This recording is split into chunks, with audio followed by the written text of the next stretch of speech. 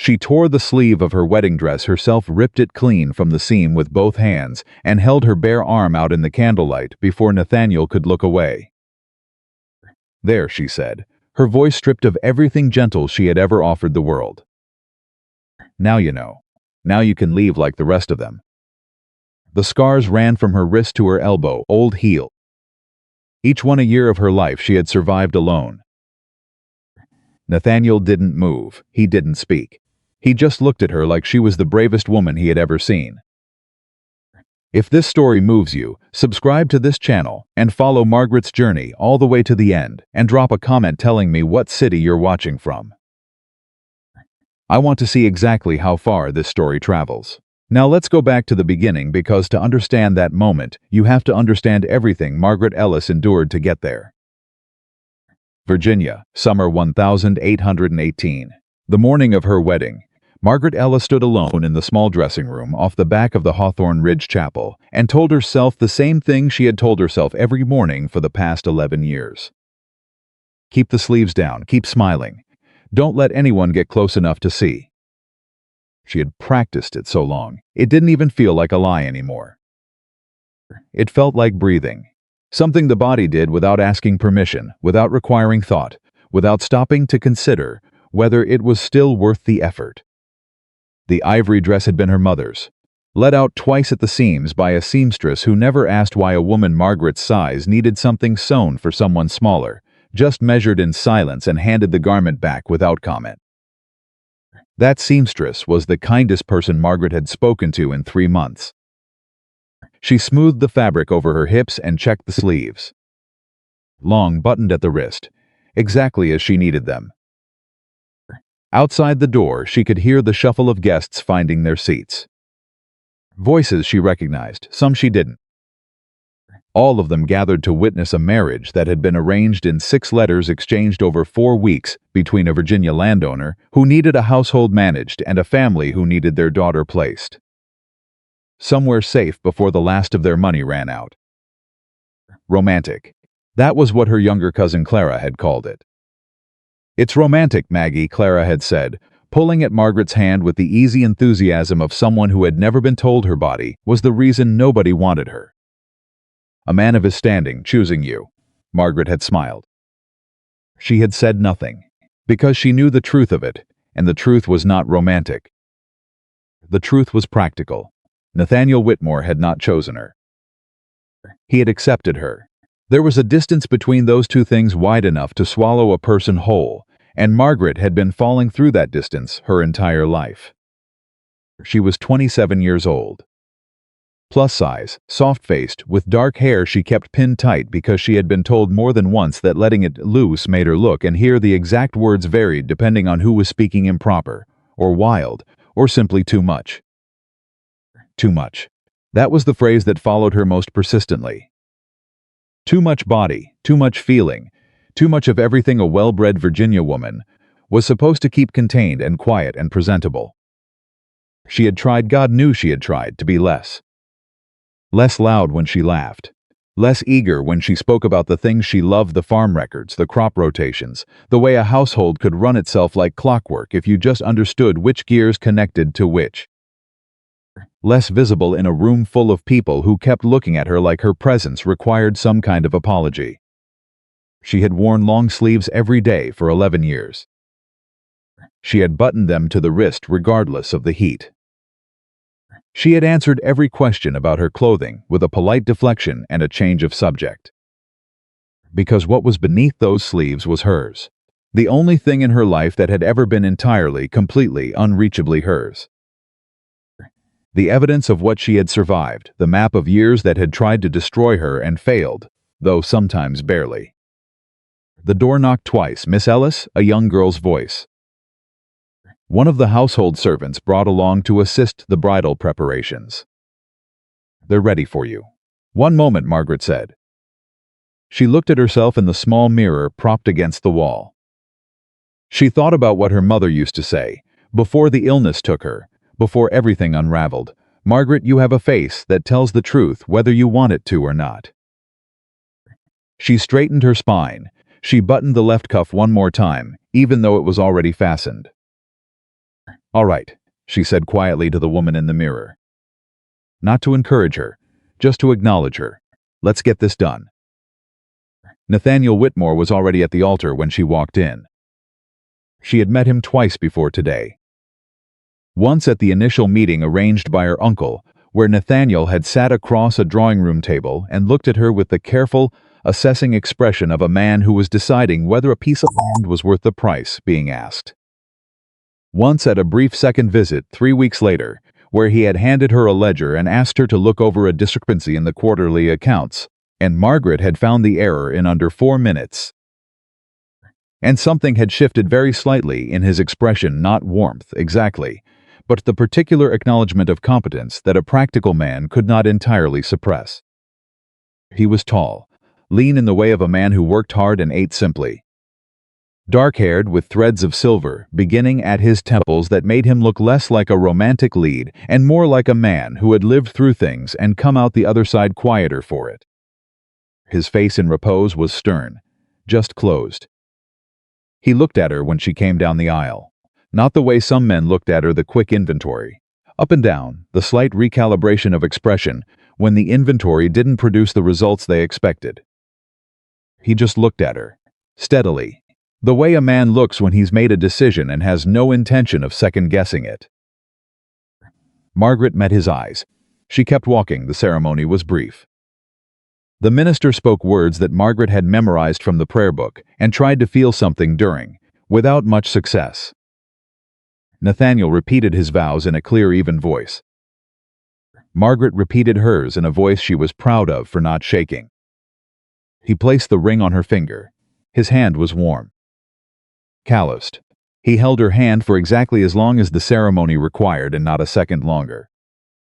When it was done, people around them smiled and offered congratulations, and Margaret smiled back and said the right things, and Nathaniel stood beside her with the composed, slightly remote expression of a man fulfilling obligations he had taken on voluntarily and intended to honor.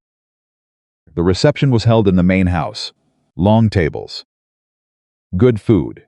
Wine that Margaret did not drink too much of because she needed to keep her hands steady and her wits intact and her sleeves exactly where they were. The guests came in waves, neighbors, business associates of Nathaniel's. A cluster of women from the local church who descended on Margaret with the specific kind of enthusiasm that had a knife hidden somewhere inside it. "You must be so relieved," one of them said. Her name was Mrs. Caldwell. She was thin and well-dressed and wore her smile the way some people wore armor. "Relieved," Margaret said. "To be settled," Mrs. Caldwell clarified, glancing briefly at Margaret's figure in a way that managed to communicate an entire editorial opinion without a single additional word. "A woman in your situation. It must be such a comfort." Margaret looked at her. "My situation," she said, keeping her voice pleasant, "is that I have just married a man with 300 acres of productive farmland and a household that will benefit considerably from competent management." "I find that very comfortable indeed. Thank you, Mrs." Caldwell's smile became fixed. Margaret moved away. She found a quiet corner near the fireplace and stood there for a moment with her hands folded in front of her, taking a slow breath. The kind of breath you learn to take when you have spent years in rooms where people looked at you like a problem that had somehow managed to put on a dress and attend the party. That was well done. She turned. Nathaniel was standing 2 feet away, holding 2 glasses of water. He held one out to her. "I don't know what you mean," Margaret said, taking the glass. "Mrs. Caldwell." His expression didn't change, but something in his eyes did. "She has made a career of making women feel small. I have watched her do it since I was 22 years old." "She didn't make me feel small," Margaret said. "I know," Nathaniel said. That was the well-done part. He looked at her for a moment with that same steady, assessing quality she had noticed at the altar. Then he inclined his head slightly, not quite a bow, not quite a nod, something in between, and moved away to speak to someone else. Margaret stood with her glass of water and felt for the first time since the morning something that was not quite as far from hope as everything else had been. The guests left by early evening. The house settled into the particular silence of a space that has held too many people and is exhaling them slowly, the air still carrying warmth and the faint smell of candle smoke and food. Margaret changed from her wedding dress alone, door-locked, methodical, into a plain dark dress with long sleeves, and returned downstairs to assess what the servants had left for her to organize. She was halfway through an inventory of the pantry when she heard footsteps in the hallway, and Nathaniel appeared in the kitchen doorway. He looked at her. She looked at him. "It's 10 o'clock in the evening," he said. "The quarterly food stores are listed incorrectly against what's actually on the shelves," Margaret said. "If I don't correct the ledger tonight, whoever orders supplies next week will over-order flour and under-order salt. It's a small error, but it compounds." A pause. "You found that in 3 hours?" "I found it in 40 minutes. I've been correcting the rest of the record since then." Nathaniel leaned against the doorframe with the expression of a man who had expected many things from this marriage and was being methodically surprised by all of them. "The library is more comfortable," he said finally. "There's a writing desk, better light. I'm fine here." "I didn't say you weren't fine. I said the library is more comfortable." She looked at him. He looked at her. "All right," Margaret said. She gathered the ledger and the papers and followed him down the hall. The library at Hawthorne Ridge was the most honest room in the house. Books that had actually been read, their spines cracked and their pages marked. A fireplace that showed the residue of long use. A writing desk positioned near the window where the morning light would fall exactly right. Margaret sat down at it and continued her work, and Nathaniel sat in the large chair near the fire with a different ledger of his own, and for 2 hours they worked in a silence that was not uncomfortable. That surprised her most of all. She was accustomed to silences that required management, silences that needed to be filled before they became accusations. This one simply existed, the way a field exists before anything is planted in it. Neutral, spacious, waiting to see what grew. At midnight she set down her pen. "The records are corrected," she said. "I'll have a full account list prepared by end of week. You're also understaffed in the kitchen for the volume of household you're running. You need 2 more girls at minimum." Noted. "And the east fence line, one of the workers mentioned it this morning while I was walking to the chapel. Needs repair before autumn." Nathaniel looked up from his own work. "You spoke to the workers this morning. They were there." "I asked questions." She began stacking her papers with the precise movements of someone who had learned that organization was a form of control, and control was a form of safety. "Is that a problem?" "No," Nathaniel said slowly. "It is not a problem." She stood and turned toward the door. "Margaret." She stopped. "You don't have to be afraid of this house." The words landed differently than she expected. Quietly, without presumption, as if he was simply making information available, not demanding a response to it. She turned slightly. "Not all the way, just enough." "I'm not afraid of the house," she said. "Then what are you afraid of?" The fire crackled. The clock on the mantel counted seconds. Margaret turned back to the doorway. She kept her eyes forward, not on him. "The moment someone sees everything," she said, "and decides it's too much." She walked out. Nathaniel sat alone in the library for a long time after that, looking at the doorway she had passed through, the fire burning lower, the clock still counting, and something in his chest shifting into a shape he hadn't expected to find here. In the weeks that followed, Margaret moved through Hawthorne Ridge like water, finding the shape of a container, not because she was formless, but because she understood structure intuitively, the way some people understand music. She reorganized the supply system so that nothing ran short and nothing ran to waste. She learned the names of every worker on the property and the specific skill each one was best suited for and the specific grievances each one had carried without saying aloud. She settled 2 disputes between neighboring tenant families that had been festering since before Nathaniel's father died, using nothing but patience and the ability to let both sides feel that they had been fully heard before she offered the solution that satisfied them both. She did all of this quietly, without fanfare, without asking for acknowledgement. Because she had learned that when a woman like her, too large, too much, always slightly outside the frame of what people considered appropriate, made herself useful enough, people sometimes forgot to be unkind. And when they forgot to be unkind, she could breathe. Nathaniel watched. He said little, but he began to notice. The workers respected her in a way they had never quite respected the previous household manager, a thin, precise man named Garrett, who had known the accounts but not the people. They brought their problems to Margaret now. They brought their suggestions. They brought the small offerings of trust that working people extend to someone who has proven they will not use what they know against you. He also noticed what she did not say. She never complained. She never asked for anything beyond what was required for the work. She never talked about her life before Hawthorne Ridge. Not her family, not her father's death, not the years between that loss and this marriage that she had apparently survived without any apparent external support. He knew the broad outlines from the arrangement documents. Father deceased, mother deceased before that, extended family that had been present during the financial crisis and had apparently not made themselves useful in any way that mattered. But the specifics she kept sealed, the way she kept her sleeves sealed, with a care that had become so habitual it was nearly invisible. One afternoon, 3 weeks into the marriage, they were both working in the library when a rider came with a letter. Nathaniel read it, set it aside, and went back to his ledger. Margaret glanced at him once, the quick, involuntary assessment of someone who has learned to read rooms for threat, and then went back to her own work. "Bad news," she said finally. "A neighbor, arguing about the boundary line again." "He does this every autumn." Nathaniel's voice was even. "It will resolve itself." "Which neighbor?" "Carver."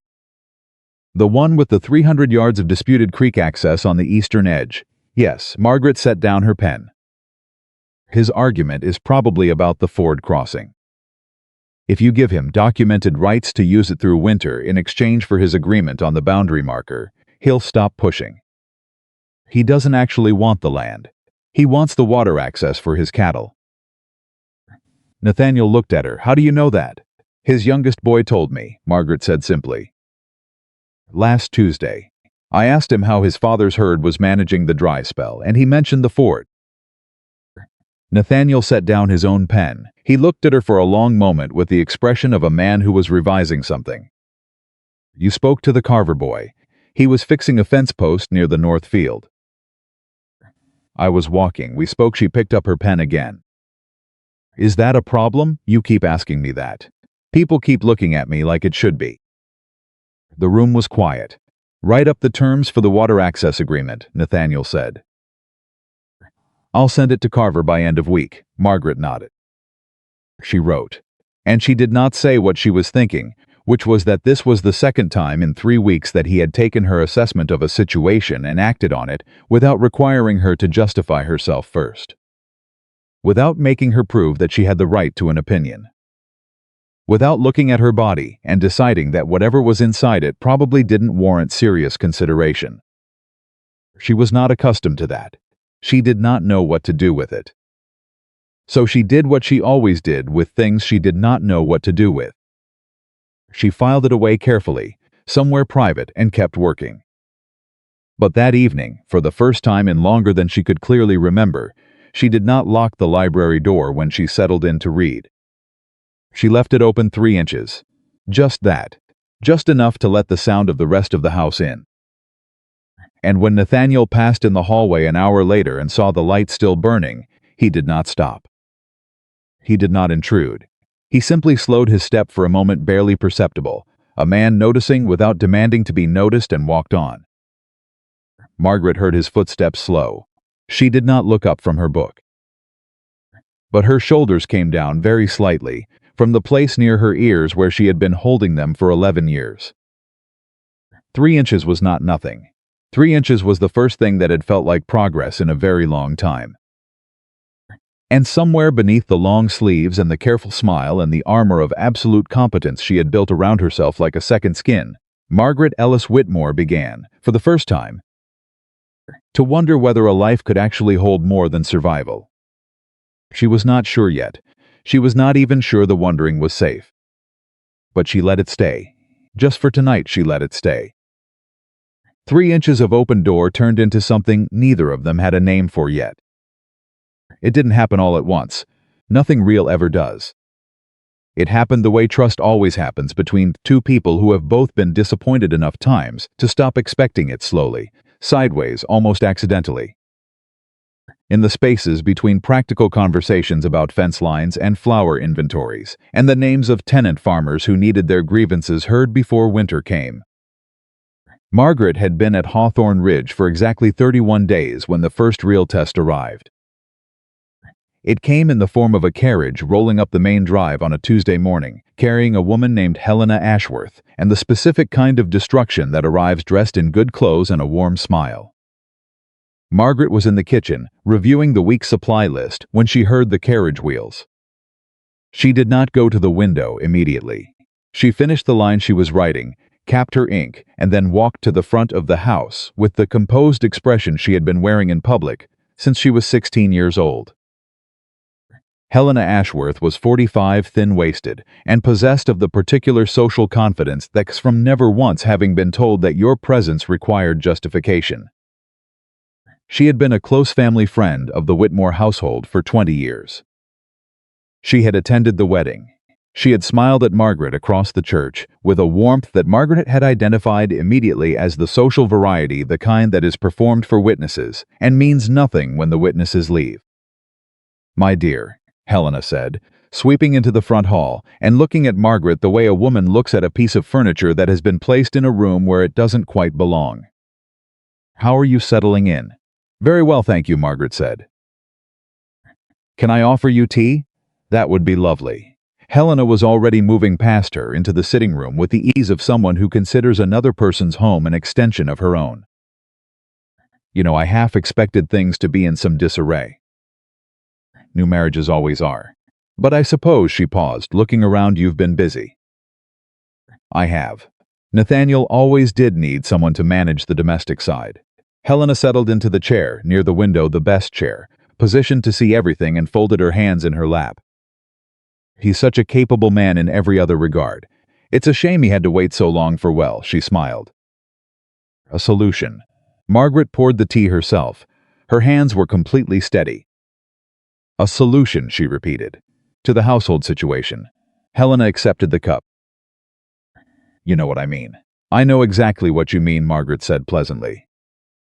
She sat down across from her, spine straight, hands folded, and met the woman's eyes with the calm, level gaze she had developed over years of practice. "You mean that Nathaniel needed someone capable, and I needed somewhere to be, and the two needs aligned conveniently. You're framing my marriage as a transaction that primarily benefited me." Helena's smile faltered for half a second, just half. "I meant nothing unkind. I know you didn't," Margaret said. "That's what makes it interesting." A pause. Helena looked at her with the recalibrating expression of a woman who had arrived expecting a particular kind of opponent and found a different one. "You are very direct," Helena said. "I find it saves time," Margaret said. "More tea?" When Nathaniel came in from the East Fields an hour later, Margaret was alone in the library, working.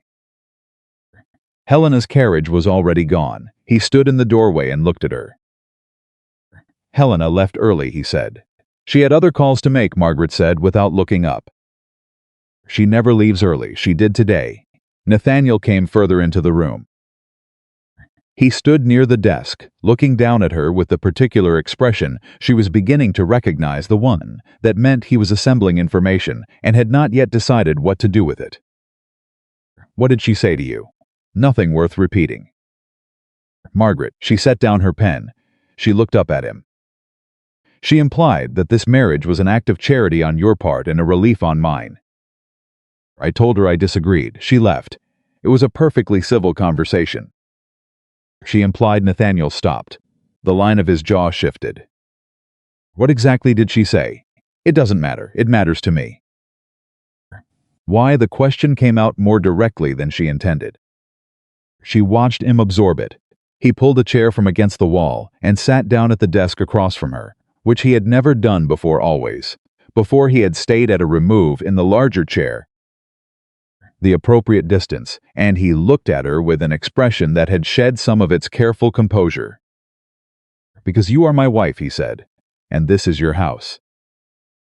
And nobody who comes through that door has the right to make you feel like a..." He stopped himself. recomposed, like a solution. The word landed in the room between them. Margaret looked at him for a long moment, long enough to see that he was not performing the sentiment for her benefit. He was simply feeling it and allowing it to be visible, which was, she was learning how Nathaniel Whitmore expressed most things. "All right," she said finally. "All right," he repeated, as if confirming something. He picked up her pen from the desk. He turned it over once in his hands, the way a man does when he needs something to do with his fingers while his mind works, then set it back down. "Helena will come back," he said. "She always does. I'll speak to her before next time. You don't need to do that." "I know I don't need to." His eyes met hers. "I want to." Margaret looked down at her papers. She did not say what she was thinking, which was that nobody had ever said that to her before. "Not in that exact configuration. I want to. Not because I should. Not because it's proper. Not because the situation requires it. I want to." She picked up her pen. "I've nearly finished the Eastern Tenant Register," she said. "I should have it ready for your review tomorrow morning." Nathaniel stood. He pushed the chair back precisely where it had been. "I'll be in the East Fields until 4. "I know," Margaret said. "I reorganized your weekly schedule by the efficiency of the travel routes between properties. It saved an hour and a half per day. I left the updated version on your breakfast tray this morning." He stopped at the door. He looked at her over his shoulder. And for the first time in their 31 days of marriage, Nathaniel Whitmore smiled. Not wide, not performed, just the small, real kind that a person can't help when something surprises them. "You reorganized my schedule," he said. "You were wasting time." "I was." He walked out, and Margaret sat alone in the library with her pen in her hand and her heart doing something inconvenient and unfamiliar in her chest, and she told herself firmly that it meant nothing. That it was simply the reasonable satisfaction of being seen as competent, and she almost believed it. Almost. The second test arrived 12 days later, and it was harder. It came from the community, from the broader web of Virginia society that had its own opinions about what the Whitmore marriage represented and felt no particular obligation to keep those opinions to itself. A gathering was held at the Pendleton House, one of the larger estates 3 miles east, on a Saturday afternoon. The kind of social event that was technically optional and functionally mandatory for anyone who wanted to maintain standing in the county. Nathaniel and Margaret arrived together in the carriage. They sat side by side with 8 inches of appropriate space between them. Margaret wore a dark green dress with long sleeves buttoned to the wrist. She had checked them 3 times before leaving the house. The Pendleton drawing room held 40 people, and within 4 minutes of their arrival, Margaret had calculated the precise social temperature of every cluster of guests and identified the 7 women most likely to say something that would require managing. She was right about 6 of them. The 7th surprised her. She was standing near the window with a glass of lemonade she wasn't drinking when Mrs. Caldwell, the same woman from the wedding, materialized at her left shoulder with 2 other women Margaret didn't know but recognized as satellites of the same particular social orbit. Mrs. Whitmore. Caldwell's smile was the sharpened version today. Less performance, more instrument. "I was just telling Eleanor and Susan about the new arrangements at Hawthorne Ridge. How Nathaniel has adjusted." "Has he?" Margaret said. "It must be quite a change for him," Eleanor said. She had the tone of someone delivering a message she'd been asked to carry. "He was always so particular about his household." "He still is," Margaret said.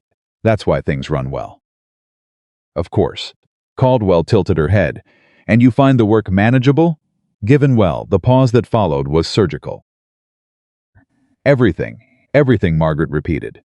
"Your situation." "Before.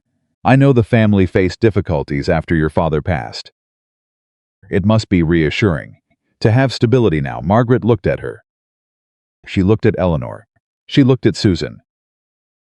3 women with 3 smiles and 1 message, delivered from the safest possible distance, designed to remind her of exactly what she was, and exactly what she owed, and exactly how much grace she ought to show for being allowed in the room at all. She had heard this message her entire life in 100 different phrasings. She was so tired of it, she could barely describe the shape of the exhaustion anymore. My father's estate faced financial difficulty, Margaret said, keeping her voice even and pleasant and completely audible to the 4 people standing nearest them who were pretending not to listen. Yes, and my marriage to Nathaniel was arranged with practical considerations on both sides. Also yes, she smiled. But I noticed that when a man marries for practical reasons, it's called sound judgment. When a woman does the same thing, it's called desperation. I find that interesting, don't you? The silence that followed lasted 4 full seconds. Caldwell's expression did something complicated. Well, she said. Quite, Margaret agreed. She was turning away when she heard Nathaniel's voice behind her. Margaret, he was there, she didn't know how long he had been there. Whether he had heard all of it, or part of it, or just the last exchange standing at her shoulder, with a glass of water in each hand, and an expression on his face that was absolutely composed and absolutely deliberate. There's someone on the East Terrace I'd like you to meet. Of course, she said. She took the glass. They walked away together. On the terrace, there was nobody waiting. Nathaniel stood beside her and looked out at the grounds, and she stood beside him, and neither of them spoke for a moment. You heard, she said. Enough, I handled it. You did, a pause. You always do. That sounds like a criticism. It isn't. He turned to look at her. You handle everything, Margaret. Every insult. Every implication. Every room full of people who think your presence requires an explanation. You handle it, and then you move on, and you don't say a word about what it cost you. She looked at the grounds, her jaw was tight. I'm fine. I know you're fine, his voice was quiet. That's not what I asked. She turned to look at him. I didn't ask anything. He was quiet for a moment. I noticed. There's a difference. The evening air moved between them. Somewhere inside, 40 people were having conversations about property lines and crop yields and the social architecture of who had married whom and what it all signified. Out here, Margaret stood beside her husband and felt, without being entirely prepared for it, the unfamiliar sensation of being witnessed without being evaluated. Mrs. Caldwell has been like that since I arrived in this county, she said finally. She decided what I was, before she knew anything about me. Most of them did. I knew when we first met. You had heard things. What things? He didn't look away. That you were difficult, that you were proud, that you had ideas above your situation. A beat. That no man of standing would find you. He stopped. Desirable, Margaret finished, her voice even. Yes. And did you believe it? Nathaniel was quiet for a moment. The honest kind of quiet, not the evasive kind. I believed that I would form my own opinion, he said. That was the extent of it. She looked at him. He looked at her. I've formed it, he said. She looked away first. Back at the grounds, at the long flat stretch of the Pendleton property, at the sky going orange at the edge where the sun was dropping toward the hills. We should go back in, she said. Probably. Neither of them moved for another 2 minutes. When they went back inside, they did not increase the distance between them. If anything, they walked slightly closer, close enough that twice, crossing the room, the back of Nathaniel's hand brushed the back of hers. He didn't acknowledge it. She didn't either. But she felt it the whole drive home, the sensation of it sitting at the edge of her awareness, like a candle in a window, small, warm, and significant in the specific way that small things are significant when you've spent most of your life standing in the dark. She did not examine it. She let it be. The week that followed was the closest they had come to ordinary. If ordinary was a word that could apply to 2 people who were still, at their core, negotiating the territory of what they were to each other. They worked side by side most days. The east fence was repaired. A new hire was brought on for the kitchen, a woman named Dottie, broad-shouldered and pragmatic, who shook Margaret's hand on her first morning and said, They said you run a tight house, with the particular approval of someone who considers that a recommendation rather than a criticism. I try, Margaret said. Good, Dottie said. I don't work well in loose ones. And that was that. Nathaniel's meetings with the neighboring landowners were going better. The Carver fence dispute had been resolved exactly as Margaret predicted: water access in exchange for boundary agreement. Both parties satisfied, both parties slightly puzzled by how reasonable the solution turned out to be. Nathaniel had delivered the news to Margaret that evening with the compact satisfaction of a man who had learned something and knew it. "You were right," he said. "I usually am about people," Margaret said without looking up from her work. "That's not a small thing." She looked up. "Most people would consider it presumptuous," she said. "A woman being right about things." "I know." She looked back at her papers. "That's still new enough that I'm not entirely used to it." He sat down across from her.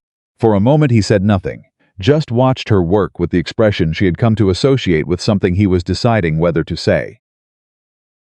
"How long?" he said finally. "How long what? Have you been treated?" Like he stopped, choosing the word carefully, like your opinions were an inconvenience. Margaret set down her pen. She thought about the question. Not about whether to answer it, but about how to answer it honestly without opening a door she wasn't sure she was ready to walk through. "My father was a good man," she said. "He listened to me. He valued what I thought." She smoothed the edge of the paper in front of her. "After he died, I moved in with my uncle's family. And they were not unkind, exactly. But they had a very clear understanding of what a woman like me, a woman with my body, without money, without the right kind of looks, what she was worth, what she was owed, what she had a right to expect." Nathaniel said nothing. He was listening with his whole attention, the focused stillness of a man who understood that some things require the courtesy of silence. "They made sure I understood it too," she said, "over time. Consistently." She picked up her pen again. "It's a very effective education when it goes on long enough." "How long?" 11 years. The number sat in the room. "And the sleeves," Nathaniel said quietly. She stilled. Not a visible stillness. Not the kind a stranger would notice. But the kind that happens inside a person when something they've kept locked in the dark is suddenly standing in the light, and there's nothing left to do but decide whether to run or stay. "That's a different conversation," she said. "I know," Nathaniel said. He did not push, he did not press. He simply let the statement exist between them, undemanding, a door left open rather than a demand to walk through it. She breathed. She picked up her pen. "I'll have the household budget review completed by Thursday," she said. "All right," he said. He stayed in the library for another hour, working across the desk from her in the quiet that was becoming theirs, specific and particular, and unlike any quiet she had known before, and when he left for the night, he said her name once at the door. She looked up. He looked at her for a moment, with an expression she could not entirely decode. Something that was not pity and was not mere appreciation and was not the polite concern of a man fulfilling his duties. Something more unsteady than that, something more honest. "Good night, Margaret," he said. "Good night, Nathaniel," she said. She listened to his footsteps move down the hall. She pressed the back of her hand briefly against her cheek. Warm, her face was warm. She told herself it was the fire. She told herself that right up until she was lying in the dark an hour later, staring at the ceiling, thinking about the way he had said 11 years, and then gone quiet with the specific quietness of a man who understood that some weights are too large to be absorbed in a single conversation, and she realized the fire had been out for 40 minutes. The thing she had not allowed herself to want was starting to want her back. And that, Margaret Ellis Whitmore thought in the dark, alone, with her hands folded on her chest and her sleeves as always down to her wrists. That was the most frightening thing that had happened to her in a very long time. 3 inches of open door had become something neither of them could pretend was accidental anymore. Margaret knew it. She knew it the way you know weather is changing. Before the sky shows you something in the pressure, something in the air, something that your body registers before your mind gives it permission to. She had lived at Hawthorne Ridge for 53 days. She had counted them. Not because she was unhappy. Because she was a woman who had learned that good things require documentation, proof that they actually happened, evidence against the inevitable moment when someone would tell her she had imagined it all. 53 days, and Nathaniel had not once looked at her with disappointment. That was more than she could say for most of the people she had known her entire life. She was in the main hall, going over the week's correspondence when the letter arrived that changed everything.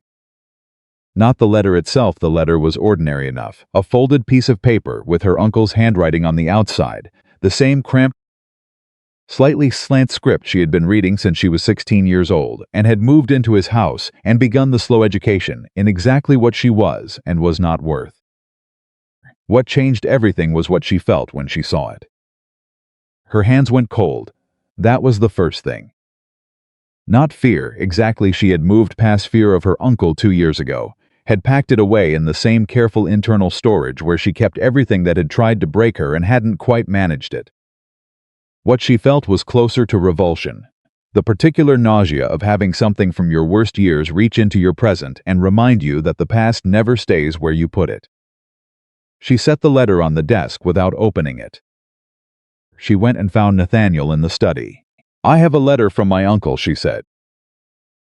He looked up. He read her face the way he had learned to read it, not the surface of it, the careful composition she wore in public, but the thing underneath, the real weather. "Do you want me to leave you alone with it?" he said. "No," she said. And then, because that answer surprised her as much as it surprised him, "I mean, you don't need to stay. I only wanted you to know it arrived." "Sit down," he said. She sat. He set aside what he was working on and waited, and that patience, that complete, undemanding, unperforming patience, was the thing that made her pick the letter up off the desk where she'd set it and break the seal. Her uncle's name was Gerald Marsh. He had taken her in after her father's death, with the elaborate generosity of a man who wants witnesses to his own goodness, and had then spent 11 years making sure Margaret understood, in 100 small and large ways, that his generosity had limits, and she was perpetually approaching them. The letter was 2 pages. The first page was pleasantries. How was she settling in? How was the Whitmore estate? He hoped she was making herself useful, that phrase. Making herself useful, underlined once, as if she might not understand its meaning without emphasis. The second page was the reason for the letter. He was coming to visit. He intended to arrive in 4 days. He would stay for a week.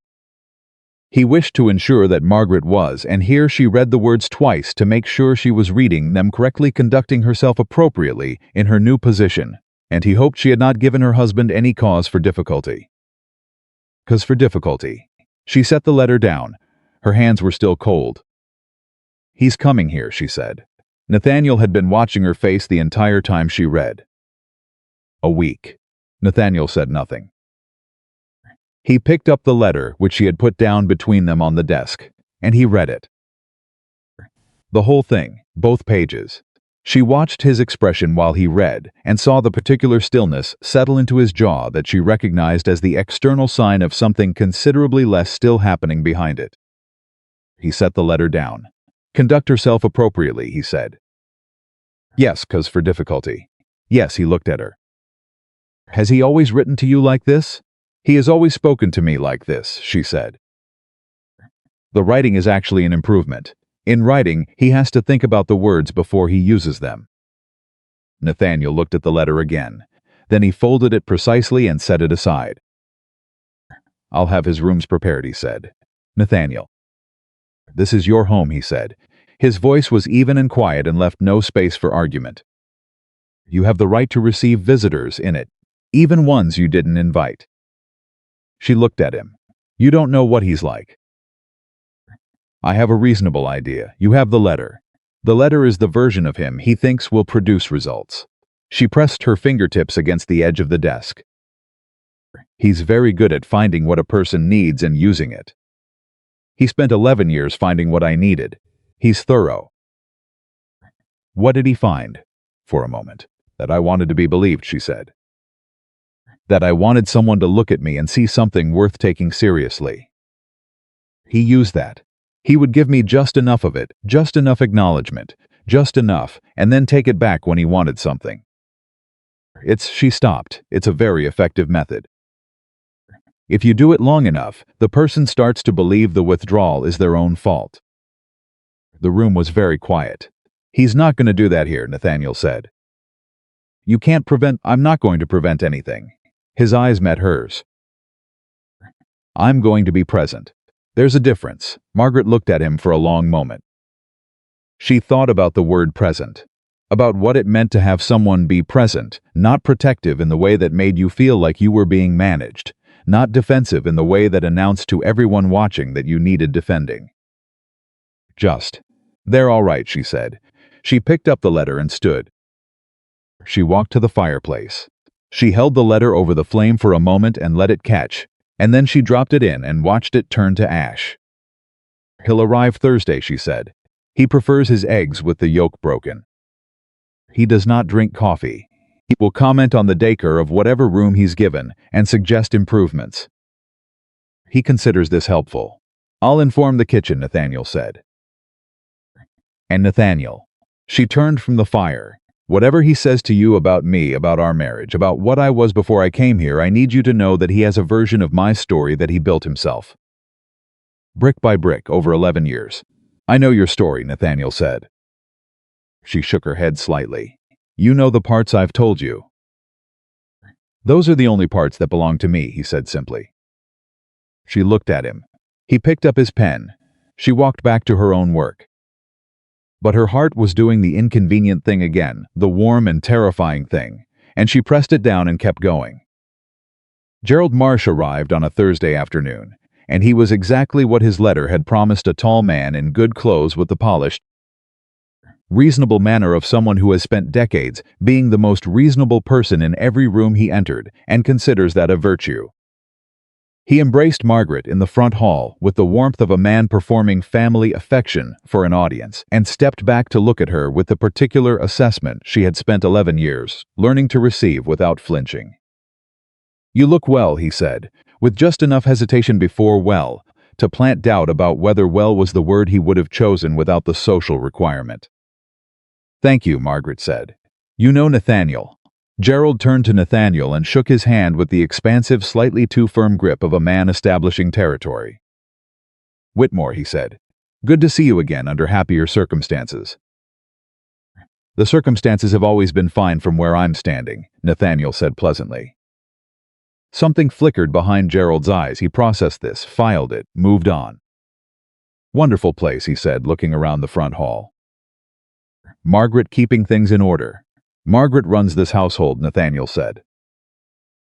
"In order and significantly better than that," Gerald smiled. "She always was a practical girl." The word girl landed the way Gerald intended it to. Margaret saw Nathaniel's jaw shift almost imperceptibly. "Woman," Nathaniel said. Gerald looked at him. "Practical woman," Nathaniel said. "She's 27. "Of course," Gerald said. He smiled again. His smiles were very good. Margaret had spent years learning to identify what was behind them, the way a naturalist learns to identify predators by the way the grass moves rather than by seeing the animal itself. The first 2 days of the visit were bearable. Gerald was on his best behavior, complimentary about the food, gracious about the rooms, perfectly civil in every conversation that included Nathaniel. He talked about the county, about business, about the weather, about the general state of Virginia agriculture, with the authority of a man who had read about these things extensively and liked to be mistaken for someone who had lived them. He talked around Margaret, not ignoring her, that would have been too obvious. He talked around her the way you talk around a piece of furniture that you have opinions about but haven't been invited to discuss. Directing his questions to Nathaniel, allowing Margaret's contributions to a conversation to be received with a brief, vague nod before he moved on. She had sat at that table before. She knew how to wait. The third day was when it started. She came down in the morning to find Gerald already in the library, standing at her desk, looking at the papers she had left there the night before, the household accounts, the correspondence she was drafting, the tenant registry she had been updating. He had his hands behind his back. He was reading. "Good morning," Margaret said from the doorway. He turned with a look of mild, unconcerned surprise. "Good morning, my dear. I was just admiring your industry." She walked to her desk. She gathered the papers and stacked them precisely. "These are private correspondence," she said. "Of course." He sat down in the chair across the desk, Nathaniel's chair, with an ease that announced he considered the room available for his use. I was only glancing. You've always been a thorough record keeper. I taught you that. She looked at him. You didn't teach me anything about record keeping, she said. Margaret, the smile became gently reproachful. I gave you 11 years. The skills you have. I developed my skills before my father died, she said. He taught me. You housed me. There's a difference. The smile held. It was a very durable smile. You seem settled here, he said, changing direction smoothly. I'm glad. I was worried after given the circumstances of the arrangement, I wasn't sure you'd adapt. Some women don't. A pause. Women who've had difficulties. What difficulties are you referring to, she said. Your situation. The challenges you faced. You're going to need to be more specific. Gerald looked at her with the expression he used when she pushed back, patient, faintly disappointed, as if her resistance was a minor behavioral problem he had hoped she'd grown out of. Your health, he said. Your episodes. And there it was. She had known it was coming. She had been counting the days since his arrival, waiting for the particular weapon he would choose. He had several in his arsenal, had spent 11 years assembling them, but this was his favorite. This was the one he reached for when he wanted to go quiet. I don't have episodes, she said. Margaret. Soft, concerned. There's no shame in it. I don't have episodes, she said again. Her voice was completely level. I have scars, which is a different thing. And which you are not going to discuss with my husband. Gerald looked at her. He doesn't know. That is not your information to give. He should know what he married. The pleasantness had thinned, just slightly. Enough for the real shape of it to show through. A man in his position, Margaret, be reasonable. If he discovers it himself, he won't discover it from you, she said. Get out of my library. Gerald blinked. In 11 years, she had never said that to him.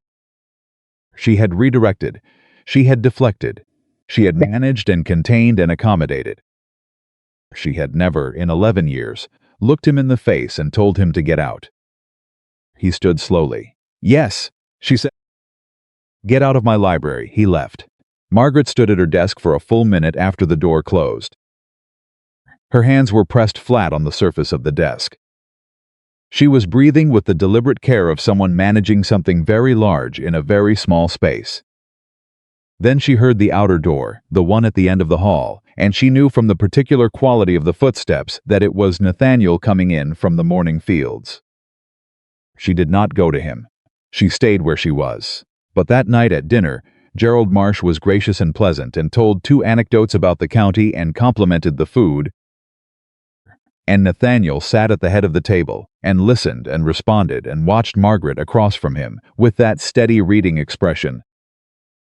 And when Gerald said something that was not quite an insult and was not quite acceptable, a small comment about how fortunate Margaret was to have been given such a solid foundation in domestic work.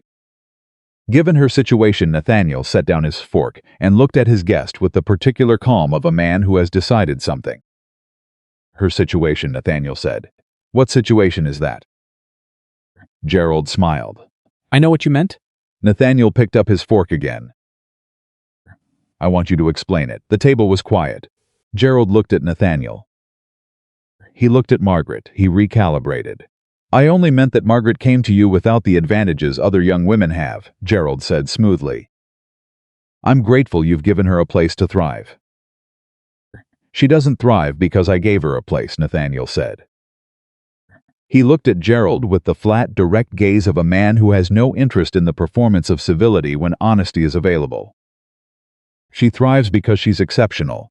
The place is incidental. Silence. Margaret looked at her plate. Her throat was doing something complicated. Gerald said nothing more about it for the rest of the evening. He left the following morning, 1 day early. He said something about business obligations, and Nathaniel said he understood, and Margaret stood in the front hall and watched his carriage roll down the drive and felt her shoulders drop 3 inches. She stood there until the carriage was out of sight.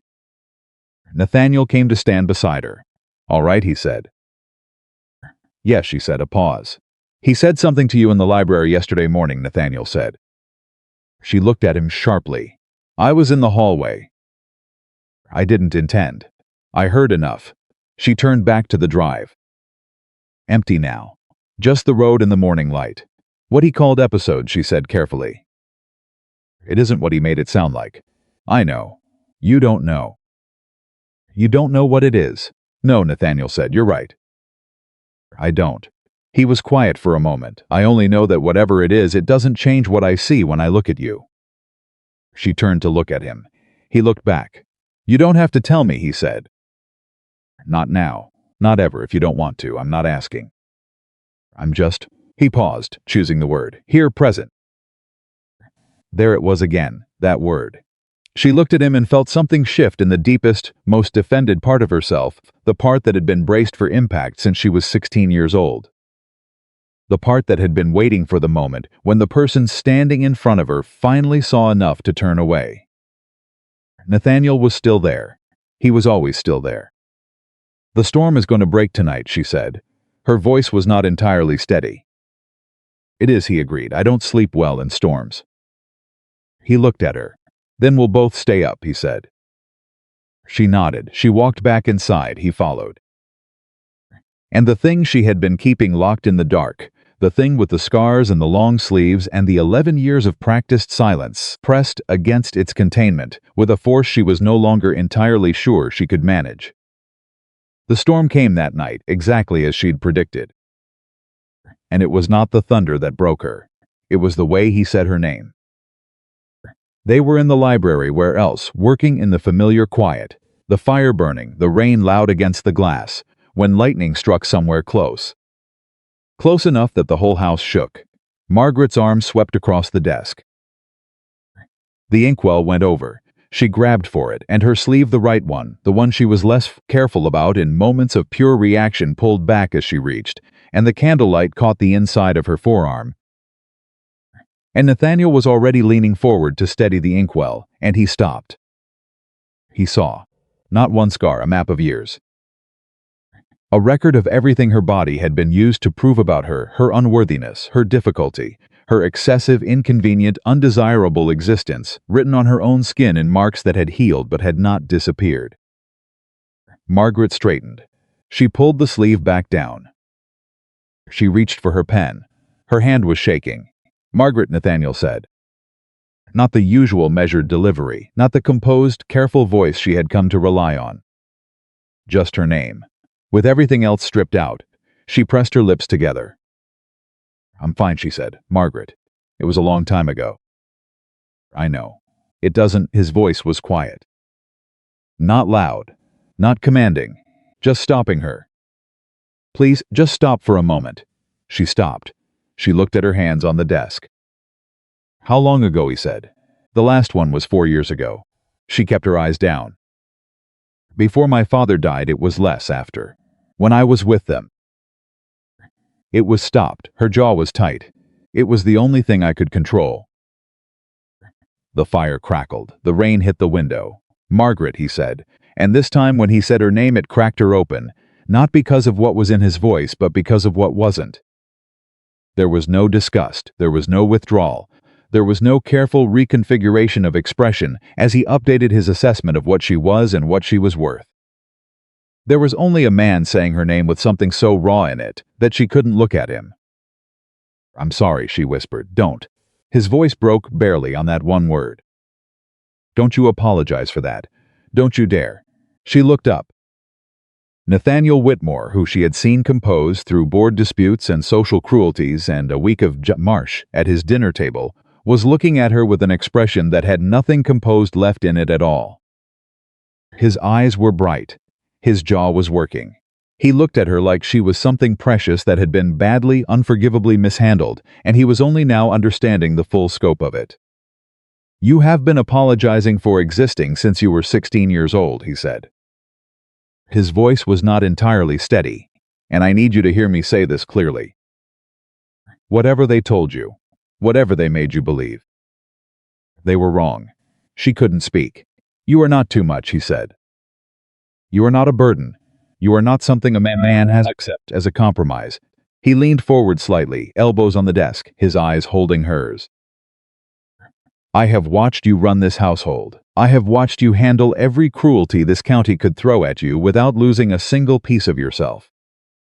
I have watched you be kinder to the people on this property than most men I know have the patience to be, and I have watched you do all of it while carrying 11 years of someone else's damage on your own." She pressed the back of her hand to her mouth. "You are not difficult to love, Margaret." His voice dropped to almost nothing. "You are the easiest person I have ever had to love. Because there is nothing false in you. Not one single thing." The word love sat in the room between them. Neither of them moved. The storm outside was enormous and present and entirely irrelevant. Nathaniel, just his name. The same way he had said hers. "I'm not—" She stopped. Tried again. "I'm not who they said, Reed. You are not. I'm not broken." No, her voice caught. "I'm just someone who survived." "Yes," he said, "you are." And that he stopped himself. He reached across the desk, slowly, giving her every opportunity to pull back, and he covered her hand with his. Just that. His hand over hers, warm and certain, and asking nothing. That is more than enough. She looked at his hand on hers. She turned her hand over. She held on, and for the first time in 11 years, Margaret Ellis Whitmore let someone see the whole of her, the scars and the strength and the years between them, and she did not apologize. She just held on. And the storm raged, and the candle burned, and Nathaniel held her hand in the library of Hawthorne Ridge, and neither of them said another word for a very long time. Because some things don't need words. Some things are only real when you stop trying to explain them and simply let them exist space between two people who have finally, against considerable odds, found each other. She held his hand through the rest of the storm, not metaphorically. Actually held at her fingers laced through his across the library desk, the candle burning low, the rain hammering the window, neither of them speaking because speaking would have required deciding what this was. And neither of them was ready for that decision yet. When the storm finally eased, sometime past midnight, Nathaniel had walked her to the foot of the stairs and said good night in the quiet way he said most things. And Margaret had gone to her room and lain on top of the covers in the dark and pressed both hands flat against her chest and felt her own heartbeat and thought, with a clarity that was almost frightening, I am still here. Not just alive. Present. Real. Taking up space in a room and a life and a marriage that had turned, without her permission or preparation, into something she had not known how to want. She slept better that night than she had in 11 years. She woke before dawn, as she always did, and dressed in her usual dark dress, and buttoned her cuffs with the same methodical care she had used every morning since she was 16. But she stood at the mirror for a moment before she left the room. She looked at herself. Not the appraisal she usually performed, the swift, efficient check for correctness, for nothing out of place, for no evidence of anything she wasn't prepared to defend. This was different. She looked at herself the way Nathaniel had looked at her last night. Steadily, without evaluation. She was a plus-size woman with dark hair and strong hands and 11 years of damage she had carried so long it had become part of her posture. She had scars on her arms that told the story of the worst years of her life. She had a mind that could find an accounting error in 40 minutes and a disputing neighbor's real grievance in a single conversation with his youngest son. She was both of those things at once. She had always been both of those things. She had simply never had anyone stand beside her long enough to confirm it. She looked at the woman in the mirror for 10 full seconds. Then she nodded once, not encouragement, just acknowledgement, and went downstairs to start the day. Nathaniel was already in the kitchen. This was unusual. He typically came in from the early fields and had his breakfast in the dining room with whatever correspondence had arrived overnight. Margaret had learned his schedule the way she learned everything, through observation and the application of logic, and his presence in the kitchen at 6 in the morning was outside the pattern. He was standing at the work table with a cup of coffee and a folded letter he was reading. He looked up when she came in. "Good morning," he said. "Good morning," she said. She looked at the letter. "Something wrong? Possibly." He held it out to her. She took it. She read it. It was from a solicitor in Richmond, a man named Ballard, who handled property matters for the county. The letter was brief and professional, and contained in its third paragraph information that made Margaret read it twice and then set it down on the work table very carefully. "He filed the claim 2 weeks ago," she said. "Yes." "On the eastern parcel." She stopped. "That's the parcel your father bought in 1804. The deed is in the library." "I know." Nathaniel set down his coffee. "The claim is from Gerald Marsh." She looked at him. She said, "Your uncle." The kitchen was very quiet for a moment. "He's claiming an interest in the eastern parcel through a deed arrangement with my father," Nathaniel said. His voice was level, but the level quality of it was the kind that requires maintenance. "A document," he says, "was signed in 1812, which was 2 years before your father died," Margaret said. "And 1 year before mine did." She looked at the letter again. "Do you have any record of a deed arrangement with Gerald Marsh?" "No." "Has he ever mentioned it? In any correspondence? Any conversation?" "Never." "Then it doesn't exist," she said. "The claim says." "I don't care what the claim says." She looked at him. "Gerald Marsh has spent his life finding ways to take things that don't belong to him and constructing paperwork to legitimize the taking. I watched him do it for 11 years. He never once mentioned a deed arrangement with your father. He mentioned it the first time on a legal claim filed 2 weeks after he visited this house and had a conversation with me in the library about what I was worth." She pressed her fingertips against the work table.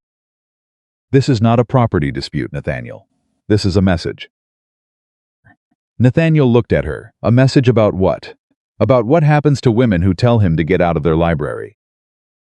The silence that followed was the particular silence of something slotting into place.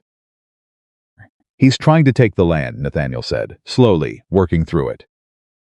"He's trying to take something," Margaret said. "If the land is available, he'll take the land. If it isn't, he'll settle for the disruption. For making you question the marriage. For making you wonder whether I came with costs you weren't told about." Nathaniel picked up the letter. He looked at it again with the expression of a man revising his understanding of a situation. "You knew he was capable of this," he said. "I knew he was capable of considerably worse," she said. He set the letter down. "All right," he said. "Then we'll need the deed." "I'll get it. And a solicitor who isn't Ballard. There's a man in Fredericksburg. A woman in the village mentioned him last month. Her husband used him for a boundary dispute with the Hendersons. He won. She was already moving toward the door. I'll write to him this morning." "Margaret," she stopped. He looked at her across the work table. His expression was not alarmed. It was not the expression of a man who was beginning to wonder what he had gotten himself into. It was something more deliberate than that, more settled. "He's not going to win this," he said. "I know," she said. "And whatever he thinks he knows about you, whatever leverage he believes he has." "He doesn't have leverage anymore," she said quietly. "He had leverage when I needed him to believe in me. I don't need that from him anymore." Nathaniel held her gaze. "No," he said. She went and found the deed. It took her 12 minutes. She knew where the property documents were kept. She had reorganized the library filing system in her 3rd week, creating an index that made finding any document in the house possible in under 15 minutes. She found the deed for the eastern parcel, the original purchase record from 1804, and 3 additional supporting documents establishing the Whitmore family's uncontested ownership through 2 decades of county records. She brought them to the library and spread them across the desk. Nathaniel came in, poured 2 coffees, set one beside her, and sat down. They worked. They spent the morning going through every document, every letter, every record that touched the eastern parcel or the Whitmore family's financial dealings in the years between 1810 and 1815. Margaret went through them with the systematic precision of someone who had spent years maintaining records, precisely because records were the only form of truth that was hard to dismiss. By noon she had found something. "Here," she said. Nathaniel came to stand beside her. She pointed to a letter. dated in 1813, from Nathaniel's father to the county land office, confirming the boundaries of the eastern parcel and specifically noting that the land carried no encumbrances, no debts, no claims, and no arrangements of any kind. He wrote this himself, Margaret said, your father. 1 year before he died, he was specifically clarifying that the land was unencumbered. Why would he do that unless someone had approached him about it? She looked at Nathaniel. Unless someone had tried this before. The room was very quiet. Gerald Marsh approached your father in 1813, she said. Your father rejected it. He documented the rejection.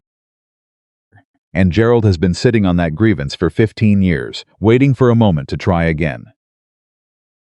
Nathaniel looked at the letter. He waited until the marriage, he said. He waited until he thought he had something to use, she said. He thought I was his something. Nathaniel picked up the 1813 letter and held it with the careful hands of a man who has just found the exact document he needed. Send the letter to Fredericksburg, he said. Already drafted, she said. He looked at her. Of course it is, he said. And it was not a criticism. It was the particular tone a person uses when they are consistently surprised by someone in the best possible way and have started to wonder why they keep being surprised, since by now the pattern ought to be familiar. The solicitor from Fredericksburg, a pragmatic man named Horace Webb, who shook Margaret's hand when he arrived as if that was entirely unremarkable, which immediately established him as someone she trusted, reviewed the documents and confirmed what Margaret had already known. Gerald Marsh had no claim. The document he had filed was dated 1812, but the handwriting on it did not match Nathaniel's father's recorded signature from any other document of that period.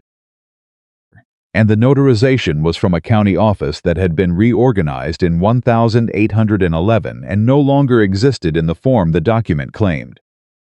Webb said the word fabricated with the precise flatness of a legal professional, delivering a devastating finding in the most understated possible terms. He forged it, Margaret said. The evidence strongly suggests, Webb said carefully, that the document was not produced by the parties it claims to represent. He forged it, Margaret said again to Nathaniel, who was sitting across the desk with an expression of absolute compressed stillness. Yes, Nathaniel said. He built a false legal claim, she said, against your property, using a forged document, after visiting this house and having a conversation with me about what I was worth. She stood up. She walked to the window. She stood there with her back to the room, and her hands at her sides, and she breathed. 11 years. 11 years of being told she was difficult, undesirable, a burden, a responsibility, a problem to be managed. 11 years of long sleeves and careful smiles and the elaborate performance of taking up as little space as possible.